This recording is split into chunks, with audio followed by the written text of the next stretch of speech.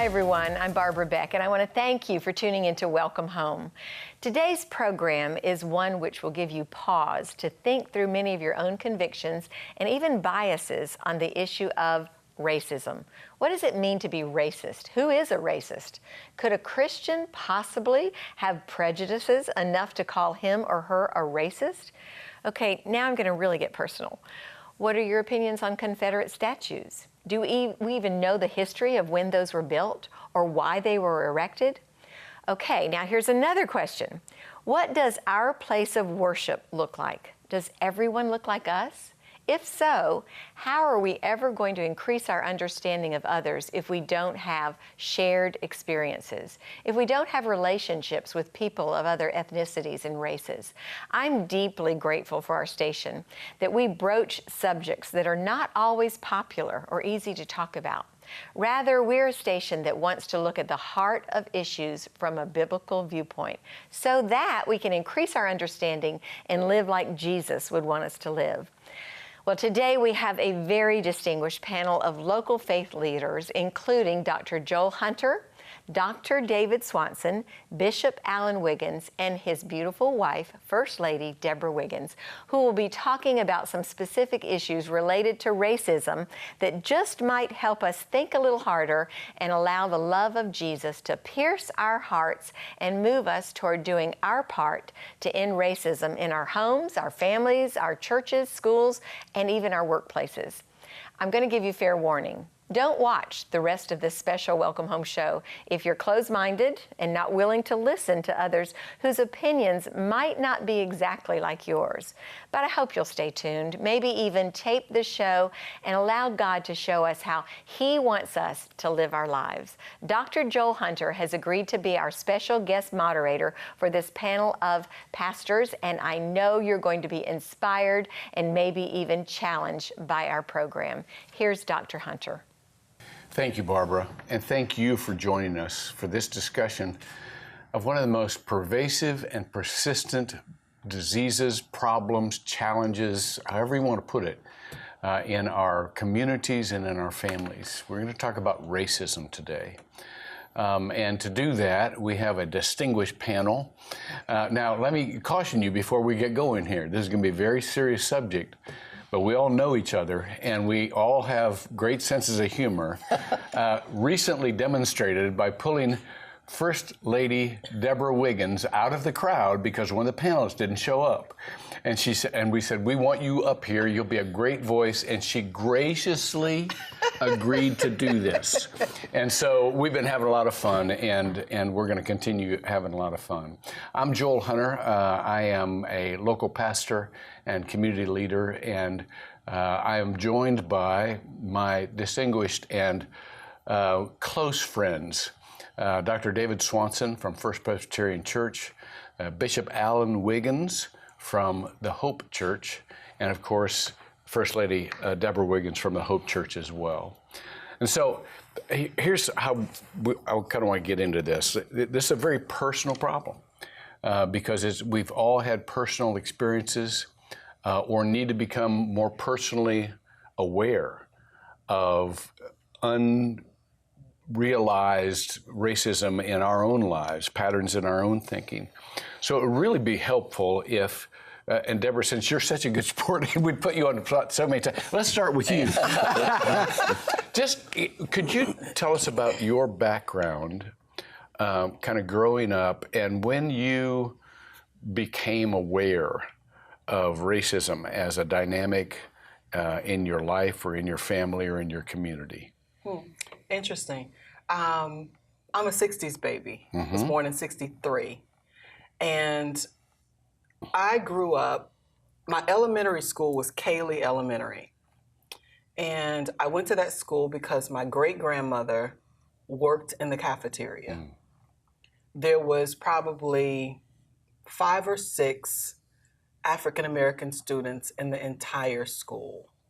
Wow. I clearly remember sitting on that little wall, that little knee wall outside of Cayley Elementary, and watching the buses when they bussed in African-American students for the first time.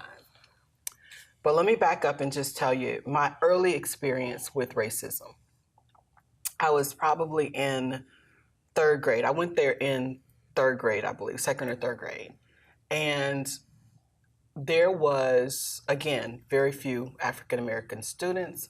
And it was a very uncomfortable environment because I was the only African American student in my class. And there was one student out of the entire class that had a problem with me being there. Wow. And I became the target of all of her hatred, if you will. And I can clearly remember we were on the playground playing, and I was, 8 years old. On the playground playing, and I was on a swing, and she wanted it. And that became an issue.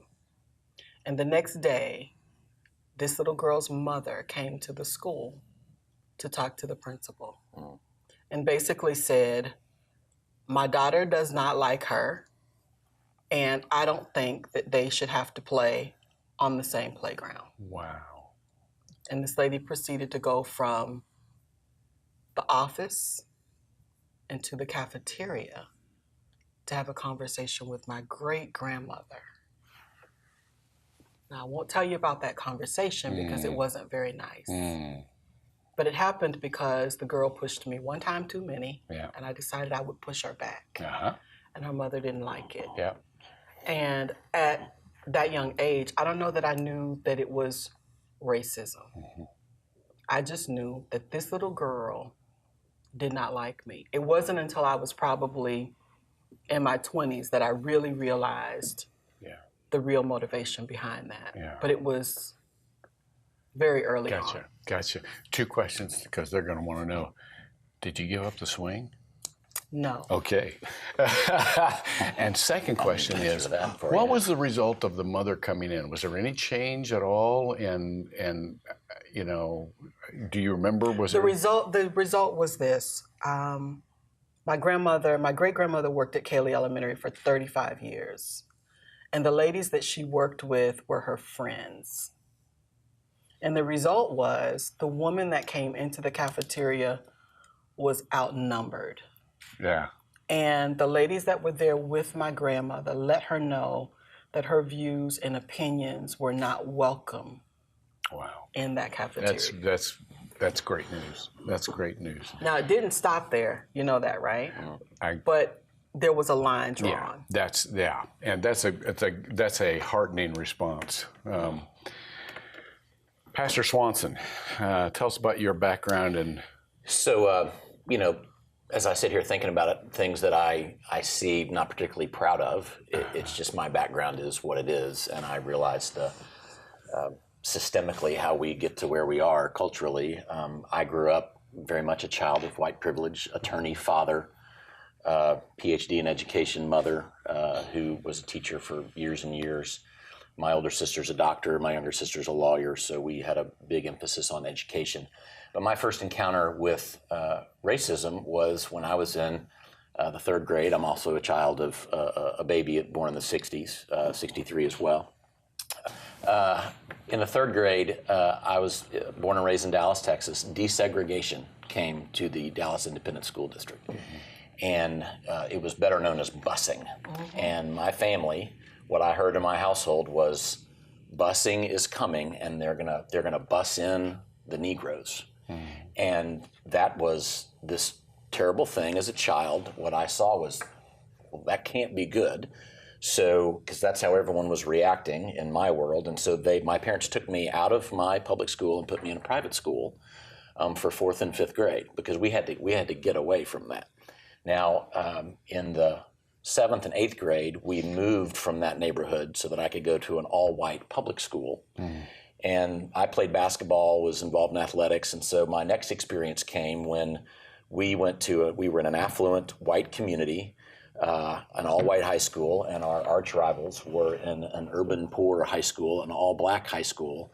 We were in the same district, and when we played each other, it was always just ugly, and it was things were said, you know, in the heat of competition, and crowds and fights, and so I came out of this childhood in which that was what I heard, and that was what I saw. That was the perceptions that I was given, and it was really only through building relationships and with people like the Wiggins over the years that I started to see that and then to begin to speak against it. Thank you. Bishop, how about you? What's your story? Yes, my dad was born in 1921, and so my perspective is really shaped from his lens to a certain extent. My dad was a self-made success story, a businessman, and he would tell me stories that he had to deal with along the way. One story that comes to mind real quickly was he was just simply walking down the street, and there were a bunch of white guys on this porch. Dad said he was walking down the street, and this one white guy literally came up behind him and kicked him in the behind. Took my dad down to his knees. And Dad looked around, and he kept walking. And he said, "Son, I had to learn how to make decisions. It didn't make sense for me to stand that day. I needed to be able to get back home and take care of my family." So he taught me early on how to be respectful, that regardless of your surroundings, he said that I want to make sure you receive an education, that you can live a better life. I want to make sure you don't have to go through the things I've had to endure. He would always encourage me to be very, very astute in all of the teachings that he gave and exposed me to, because he said, you won't have to deal with racism like me. You'll have to deal with the systemic racism that exists in your day. And I have seen that happen, and he was correct. Yeah. I also need to point out the fact that my dad was a pastor. And my dad's dad was a pastor, and all of my dad's brothers were pastors. So there is a shaping of my perspective based upon a spiritual lens. Yeah. Because he would also say, son, you've got to love them regardless. If you want to, as my dad would say, if you want to make heaven your home. So I learned the discipline of loving early on, regardless of the challenge. Let's go to, by the way, my background is that I grew up in an all-white town. There was no black, there was no brown, there was no Hispanic. It was one of those little Midwestern towns, and I believe they used to have laws that didn't allow outsiders overnight. But I had this mom who, for some reason, had an affinity. Her favorite musicians were black. Her favorite athletes were black. She was just, and she had always taught me to be not only respectful, but to love differences and people who had a different background, a different perspective.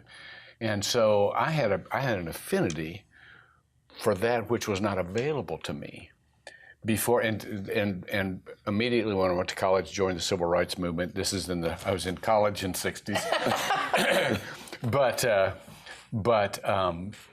So mine was kind of like this polar experience. But I remember, and some of the reason I'm so disheartened at the recent events in our nation is I remember this kind of demonstration in the 60s. The difference was that the white supremacists back then were in the majority, and now they're not, clearly. But I want to talk about this, this dynamic of your dad getting kicked, and I want to talk about this kind of violence that is either by word or by deed, and the perpetrators of that violence. So let's just go right to the meat of it. Let's talk about white supremacists. You know, these Unite the Right rallies that we saw in Charlottesville and we've seen now in other cities. What do you think lies behind that? I mean, I'm not just going to talk about them. I'm going to talk about us. But we got to get a picture of what the dynamics are of people who really feel that this is such an important issue to their life that they're going to take some sort of hostile action, or at least some sort of call for protection or something like that. Deborah, do you have any ideas about white supremacists? Interesting enough, my husband and I have conversations about things like this periodically. And I guess it depends, your opinion can depend on how you look at it. Mm-hmm. And if we see it through our faith lens or a Christian lens, it's sin. Mm-hmm. And what's at the root of that is probably hatred, mm-hmm. mixed with some fear. Mm-hmm. Ironically, Dr. Hunter, you were raised in what one would probably consider a bipolar atmosphere, mm-hmm. because you were raised in this complete white atmosphere, but you had this mother that had this love for all these black people. Mm-hmm. Well, you probably have a lot of people that are raised in an extremely white atmosphere, and they are trained and they are taught that certain things, or certain people, I will say, pose a threat to them. Mm-hmm. That brings about fear. Mm-hmm. And so if for some reason I have been taught that, when I see people that don't look like me begin to accomplish or achieve any level of success, that fear is heightened. Mm. And now I feel like I need to do something about it. Mm. Mm. And that results, I believe, in violence. Mm. So discouraging. Bishop, we'll get to David and I in just a second, but Yeah, let me add to Yeah. Well, when we talk about white supremacy, you've got to split up the belief from the person, because supremacy is really an ideology. It suggests that I am supreme, that we were not created equal, mm-hmm. that I am in a position not only of privilege, but of rulership. Mm-hmm. And so when we look at someone that has bought into that ideology, mm-hmm. or that doctrine, now we see people that are, that have, in my opinion, a warped sense of view. Mm-hmm. And I can love them still because I'm called to love the person. And I believe that it is through the love of Jesus Christ that we can win them to a better and a different view. Your mind has to be transformed. Mm-hmm. Your heart has to be transformed. And so oftentimes we're trying to win a person by arguing against their view versus trying to help them to see our God. Mm-hmm. And that's a big, big issue. Mm-hmm. The other challenge with white supremacy is the fact that when they believe that, they believe and they act with a conviction. Mm-hmm. That's what makes it so vicious and vile. And so we have to work through that. I have not knowingly had interaction with a white supremacist. However, I would think that I have come across the path of some that really did not realize that they were of that privileged ilk. This is so important right here. This is really important. I think this is the heart of what we need to get to. Dr. Swanson and I, kind of came out of the same background, and probably are largely unaware of the signals of this hostility as we are, many in our congregation would probably be unaware that they carry around some of those same attitudes that can be triggered by certain events or certain, experiences. But Dr. Swanson, why don't you tell us kind of what you think when you hear that term? There's I think the roots of it are, there's a connectivity that's kind of deeper. As you think about, to your point, what was happening in the 60s, there were these same kind of violent white supremacists. The fact that it's happening again today, but look at how radically different our culture is today. Yeah. So our culture was one thing then, the church was actually much more dominant then than it is today. And so how do you explain the difference? I think you can trace it to this rise of individualism that has really forced God to the edges. And when we as individuals get to determine our own truth, and there is no absolute truth, but I'm going to decide what's right and wrong for me, well then I get to determine my own sense of self-sufficiency. I am a ruler, an authority, as Alan said. And so I put myself above, and in putting myself above, I'm now no longer seeing the imago Dei, that all have been stamped with the image of God. So there's not the same value being placed on human lives. We don't see that we're all part of every tongue, tribe, people, and nation in the kingdom of God. We don't see the uniqueness of each individual. It's just whatever my truth is. And so when we get to that place, our ideology becomes our identity, and we flock to the people of our tribe. And so what I see in white supremacy is people who are products of a system, that they've individualized their truth. They've determined that we've got to put ourselves up in order to keep us up. We've got to keep others down, and these people that we don't care for. And so now everyone who thinks the way we do, we're all going to come together because we share that same truth. Our ideology is our identity.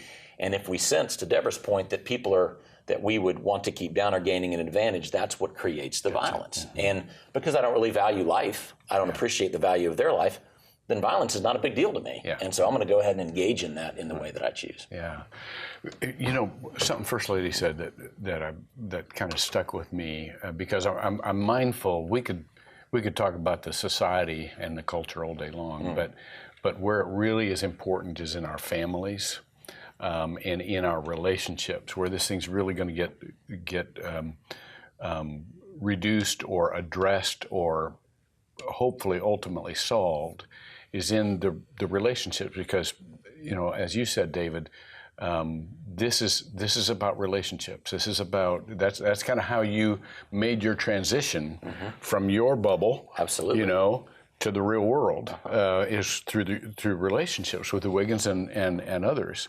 But so something that First Lady said was, when there's a competition.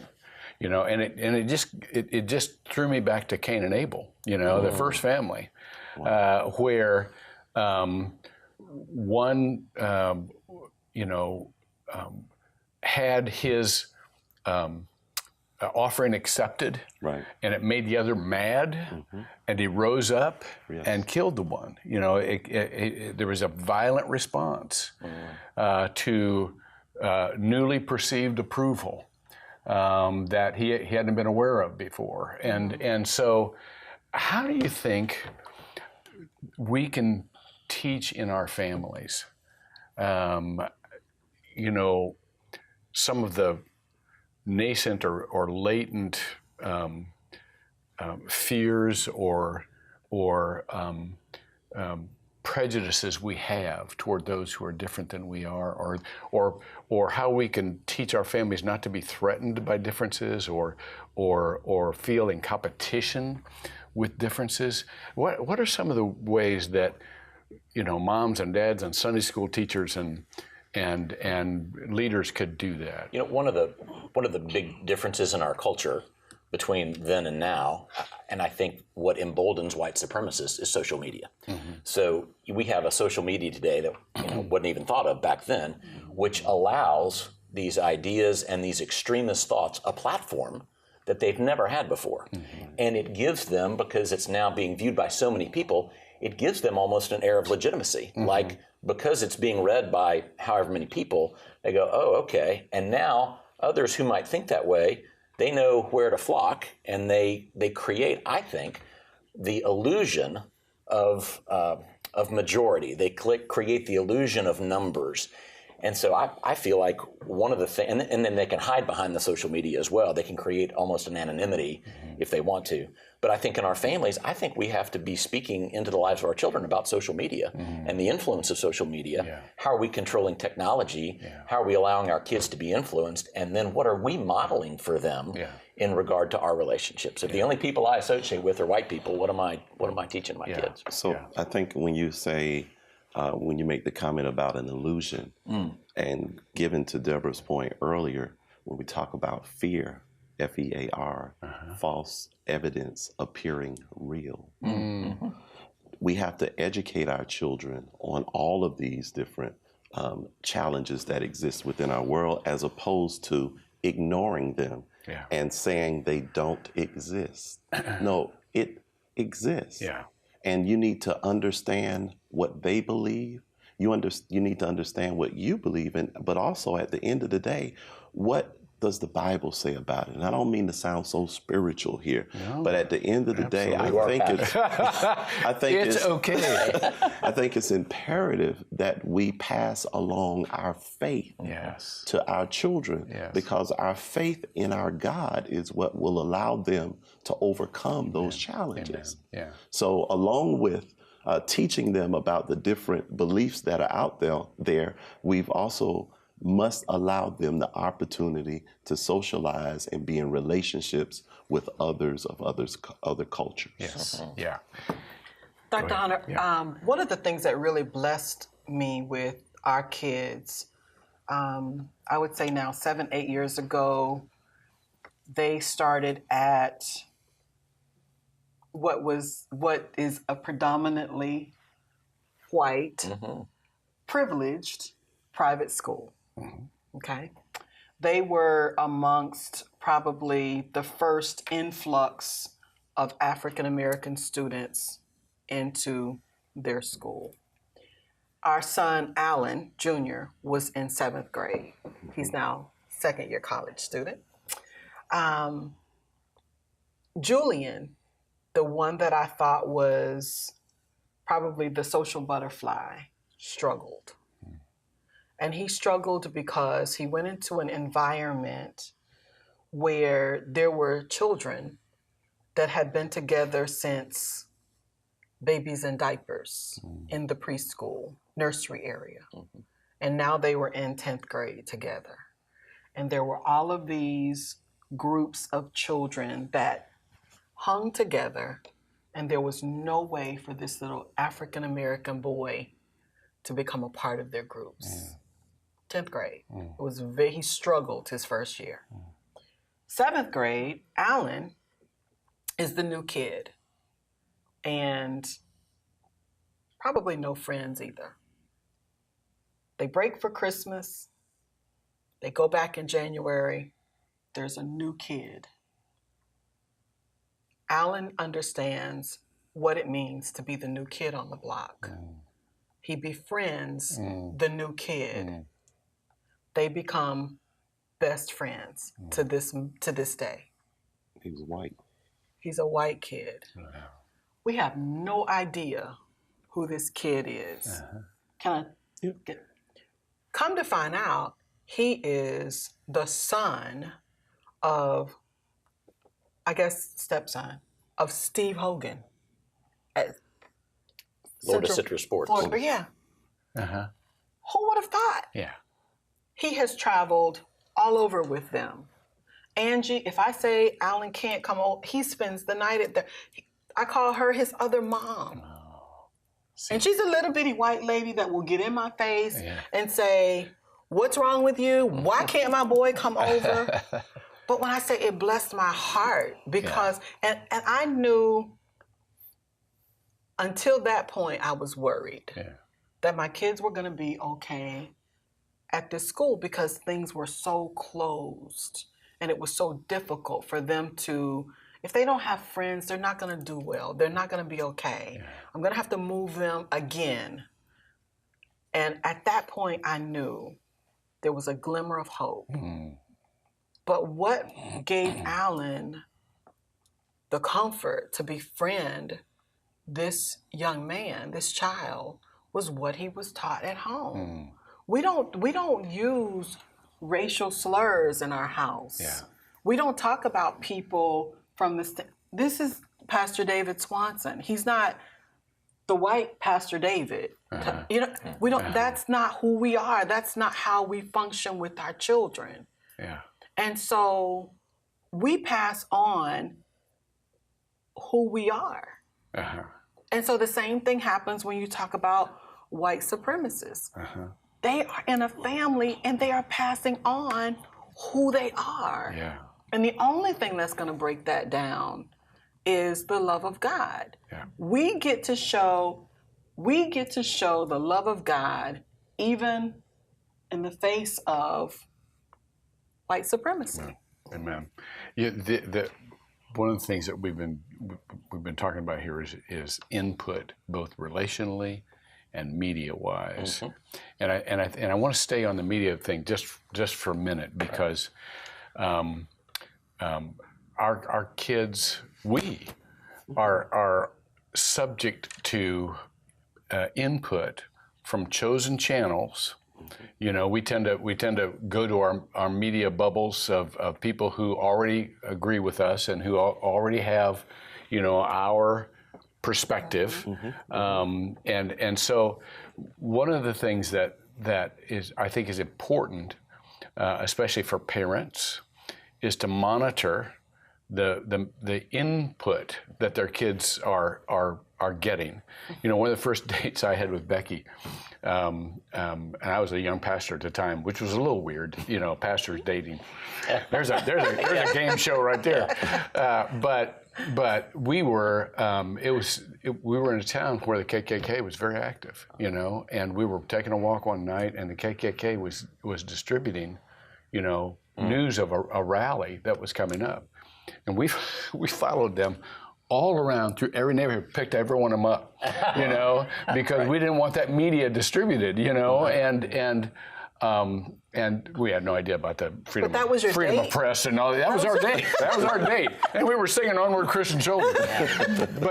But the point is that it's good in this culture and in this time to monitor the media, monitor the input that we're getting, and to make sure that it has some diversity.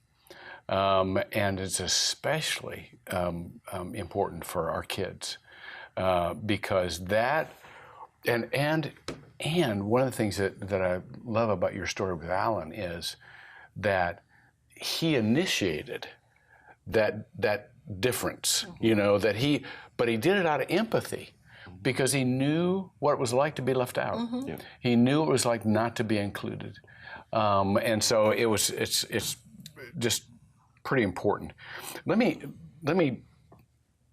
kind of zoom out again. What do you think culturally we can do, not only as faith leaders but as community participants, to address the racism that is so inculcated into the systems of how we think, and especially, you know, given the fact that 95% of the people who are probably watching right now go, "I'm not a racist," you know, have no awareness of you know, tendencies that can be triggered. So let's talk for a minute just on David. Let's go back to you. How can we become aware? How can we address this and be more active in addressing this community and national problem? I think there are things that we can do as pastors. I think there are things that we can do as community leaders. There are things that we can do as husbands and as dads, and all of those are a little bit different. But I think from a pastoral standpoint, and just from the standpoint of being a faithful follower of Christ, we have to start speaking against the systemic issues that we see. Where there is injustice, we have to speak out against it in order to create a society that is actually just and one that honors and glorifies God. What I find disturbing is I would have thought that the hue and cry after Charlottesville from the Christian community would have been a little louder. Yeah. And I thought there would have been more people speaking about it on social media and people speaking about it in their pulpits. And so I think we've got to speak out more. And then just from the perspective of someone who grew up in white privilege, I think we've got to own our stuff just as a white guy. And I have to own that I'm not just an individual. I'm a product of a system. I'm a product of a culture and a community that inculcates certain values and beliefs and standards. And I have to recognize that I have benefited from the society that got created this way. Yeah. And that was the very same society that kept down my black brothers and sisters.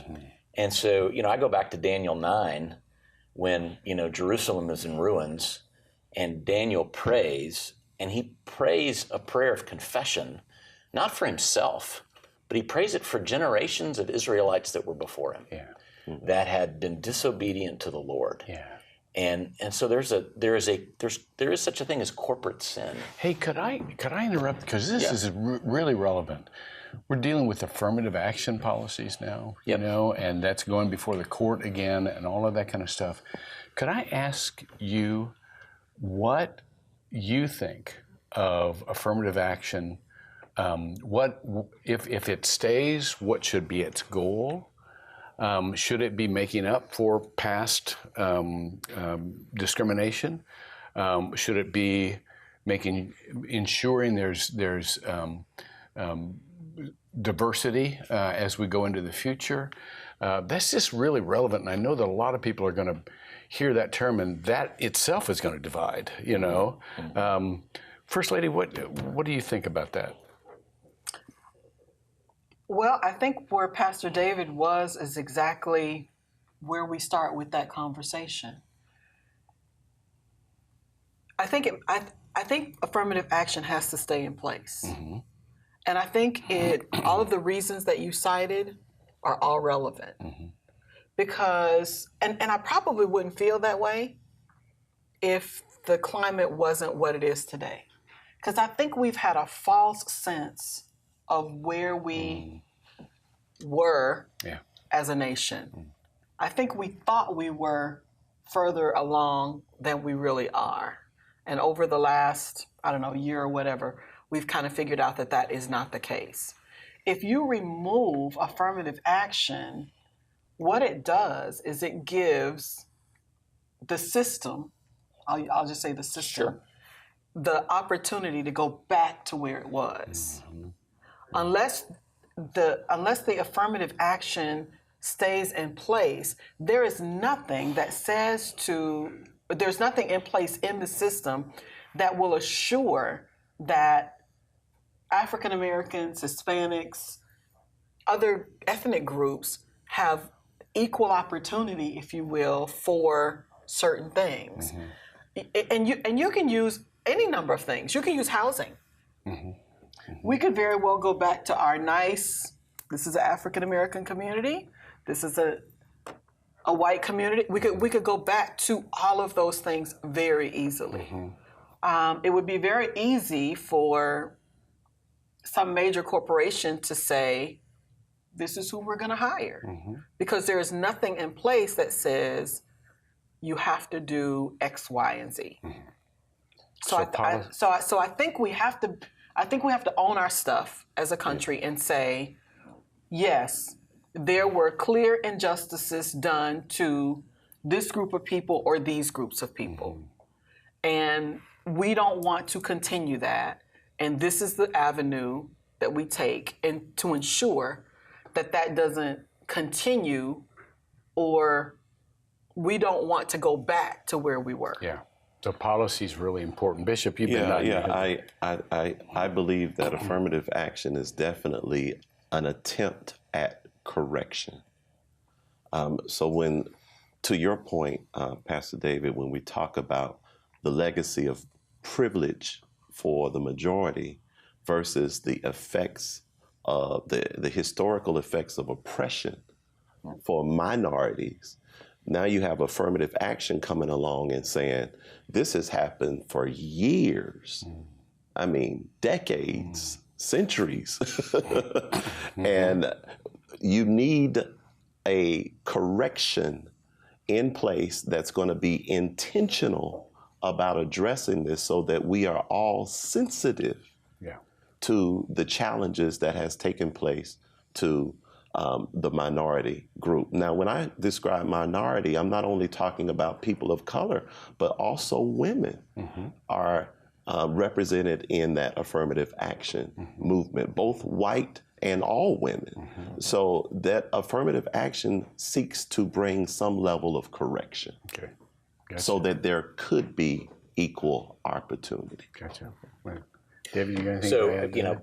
just equal opportunity is that all of us, regardless of race, background, gender, ethnicity, whatever it is, are not going to be discriminated against. We all have the same opportunities. So but affirmative action, I think, is an attempt, an effort to socially engineer a problem, socially engineer away a problem that has existed. And where I think affirmative action is needed is if we're going to correct what is a social mistake, a social error in terms of slavery and the African American experience, the primary way that you're going to correct that is through education. And that's where it has to start. And so the problem that I think we underestimate is as you look at all minority groups in the United States and their access to education, job training, and job growth, in other words, increased wages, African Americans lag 33% behind even other minorities, Hispanic, Asian culture. So we've clearly underestimated the impact of what the system created for hundreds of years. And so there's got to be some social effort to correct that. And that's where I think in education, affirmative action plays a role. Yeah, very good. I think that policy is absolutely important for systemic corrections and some approximation of justice issues.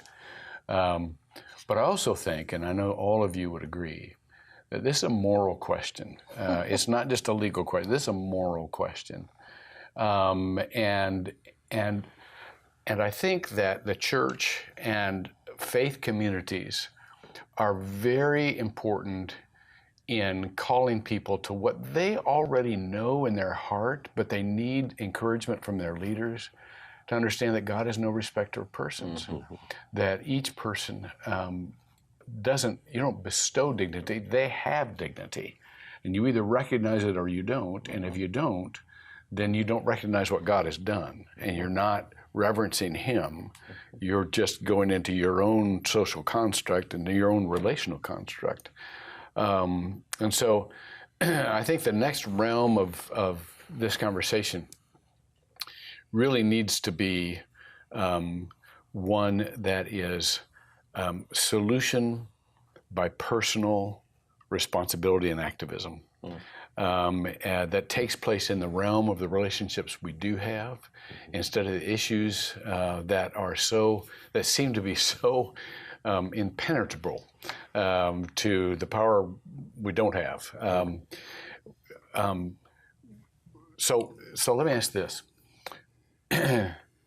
What are the opportunities that you believe we have in the community we're in to actually address some of these as moral leaders, address some of the inequalities that we now have residing in our cities? Can you think of anything that would be a good example for this, Bishop? Well, in general, first of all, given, again, back to David's point earlier, it's not just the speaking out that we use our bully pulpits to speak out, but it is how do we speak out together in a coordinated effort? Good. How can Pastor David and myself stand together on an issue that we know is not right? Dr. Martin Luther King, in his letter from the Birmingham jail. He talked about his frustration that here I am out on the front line, and my brothers, or those I thought were my brothers, the moderate whites and the Jewish brothers, left me when I needed you most. So it's sometimes we settle for peace over justice, and that's become awfully convenient for us. Yeah. But if we want to see change, then our systems, our corporate systems, our churches, we have an opportunity Yeah. to stand together on issues. Yeah. And I'm starting to see that happen. I mean, whether it's my relationship with David here or David Youth or even with you, Joel, the fact that we communicate and say, you know, bruh, this is what's going on. Yeah. It's not right. Yeah. Do you believe it's not right? Yeah. Well, will you stand with me? Yeah. I remember, if I can point to a specific event that took place when there was the tragedy that took place at the church up in North Carolina. And there was a prayer vigil being held in the African American community. I reached out to a couple of my white friends, if you will, and David was one of them. And he said, by all means, I will come to that vigil. And he sat in a church that was almost 100% African American. He and Pastor David Youth. And they sat by me with several other black pastors. And they offered up prayers at a time when our community needed it most. Let That's me how ask we you, overcome. Dr. Swanson, there is truth, some truth. There's a grain of truth in every stereotype. But there is a special challenge that white churches face when it comes to doing the right, even when we know the right thing. You and Pastor Youth and some others in the city, have enough credibility that you're secure, in your parishes. Tell us about why those people didn't stand with Martin Luther King Jr. when he needed them. Why they may have faded, and what the challenge that we have of asking, especially white pastors, to get involved in controversial, because their people leave, and if their people leave, the offerings go down. The offerings go down. You don't have a job. So they didn't stand with Martin Luther King Jr. because it was self-preservation. And so I think you make a great point. I mean, I've been at First Pres for 13 years. At least I hope they're going to let me stay a little longer. But I think I do have the opportunity. So after 12 years, last spring, I preached on racism. And there was a sense in which I said some things as a white pastor that my white congregation had never heard said in that church. And I talked about white privilege. And so everybody was like, ooh, way to go, way to go. And in my mind, I'm going, it took me 12 years to say it. And part of that was security. And so now I think, the beauty, but what I'm encouraged in our church is we've been able to say, back to the affirmative action thing, I would hope we wouldn't need affirmative action. I would hope as a society we'd say we want everything to be diverse, because that's reflective of the kingdom of God. So if I'm a college president, I would say it benefits my college to have everyone represented and in correct parts. So, I think as a church, I invited William Andrews from Heart of Mercy Community Church. He came and preached. Bishop Wiggins came and preached a year ago.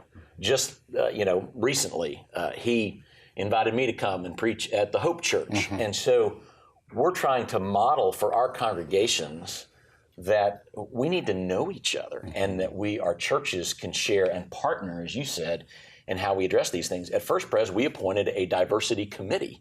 So how do we become less white? Yeah. And that involves we have a number of Chinese members, Asian members, Latino members. So, how do we increase that and grow that? Let me ask you, First Lady, a how would I know question. I'm going to ask you a question that your first response will be, how would I know that? what, and we just got a few minutes left here, but what do you think would prompt white pastors to be brave enough, to do these controversial things? We're looking for advice here because, some of us are fairly secure. But many, it's hard to overestimate the insecurities of a white pastor. So what would you say to them that might say, this would be worth it. This is the right thing to do? Well, let me start by saying this. When my husband was invited to First Pres, I don't know if we had been that excited in a very long time. Because never had that happened before. Wow. What would cause a white pastor or a black pastor to exchange pulpits and allow their congregation to see this happen? What would cause it to happen is probably, and I don't mean to sound so churchy either, conviction. Mm-hmm. Yeah. You can't legislate morality. Mm-hmm. But as a true Christian, as a man of God, I think the Holy Spirit will convict you and say, this is what you need to do.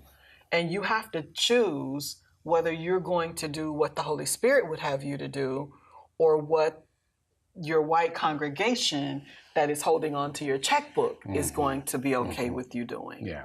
And that is not necessarily easy in some regards. Yeah.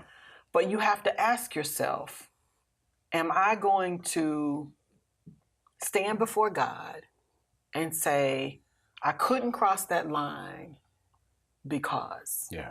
Or are you going to say, I'm going to take this step and I'm going to trust God for the outcome, whatever that outcome is? Yeah. Yeah. Those are such strong words and so accurate because, we've got to face God after this whole thing's over, don't we? And we won't face him on questions on how much money we made or how long we stayed at a pastorate. We're going to face him on questions of, did I do what Jesus would do? And so we need to pray for our brothers and sisters, and we need to pray that we can be models of that risk, as you two have been in this community. You three have been in this community, and we thank you for it.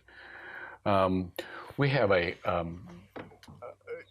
know that you may be getting frustrated that we have to interrupt here, because I'm getting frustrated that we have to interrupt here, because there's a lot more to say and many more interesting questions to be asked.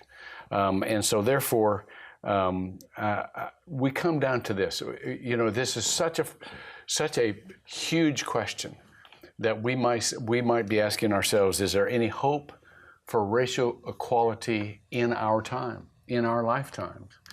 And so I want you to watch for Welcome Homes Part 2 on this particular subject of ending racism, that deals more with our churches and our families. And so thank you for joining us.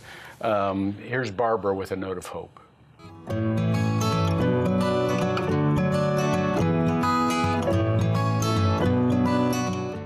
I hope you got a lot out of our program today. What I love about godly men and women is that they can disagree without getting angry. If you've been married for any length of time, if you're normal, then you've experienced getting angry with your spouse. Yes, I'm normal. I get angry. But really, as we mature and grow in the Lord, aren't we supposed to learn to be reasonable, to be understanding and godly, to disagree without letting harsh words escape our mouths? I learned early in my marriage how harmful it is to call names, to criticize without love, to rob the person we chose to live with of dignity and self-worth. I mean, even as Christians, we can be a sorry lot.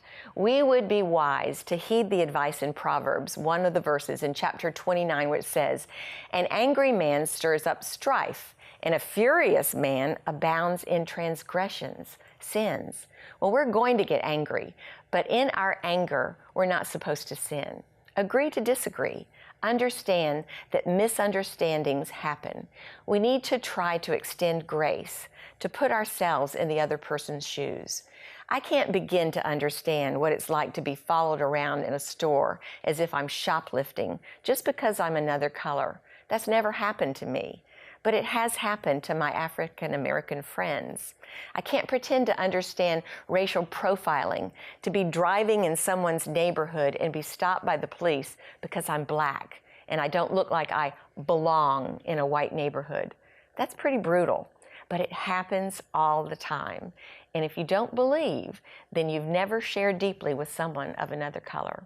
They'll tell you the truth. It's unthinkable, the kinds of things that happen. But here's the bottom line.